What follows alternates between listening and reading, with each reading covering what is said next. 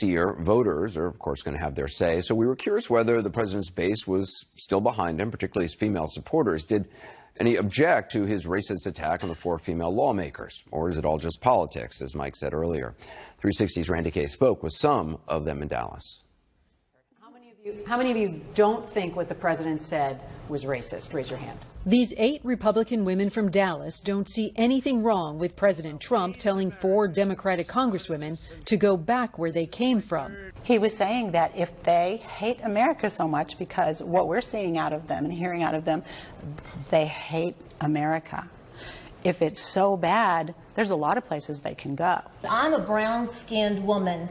I am a legal immigrant. I agree with him. You don't think that's racist to say that? Not at all. No, actually, I think it's it's a demonstration of how their ideology spills over. Even though they're American now, so to speak, they're not acting American. I'm glad that the president said what he said, because all they're doing is they're inciting hatred and division, and that's not what our country's about.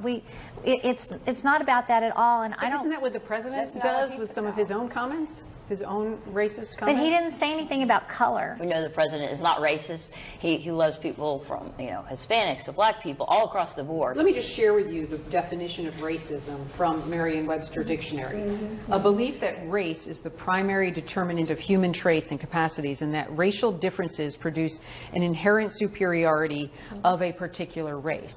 Based on that definition, do you not think what the president has been saying to these No, he dated a black woman for 2 years. 2 of his wives are immigrants.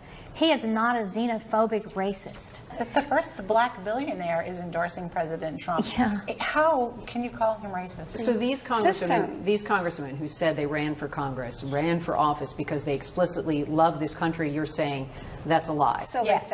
You're saying they hate this country. Yes. Whoever wrote these questions up, it's clearly that they're very manipulative to accuse instead of extracting the truth. It's a tactic. Because when you say, don't you think he's racist? You're accusing us. You're accusing him. I'm not accusing. I'm asking you what you think. But you've been told.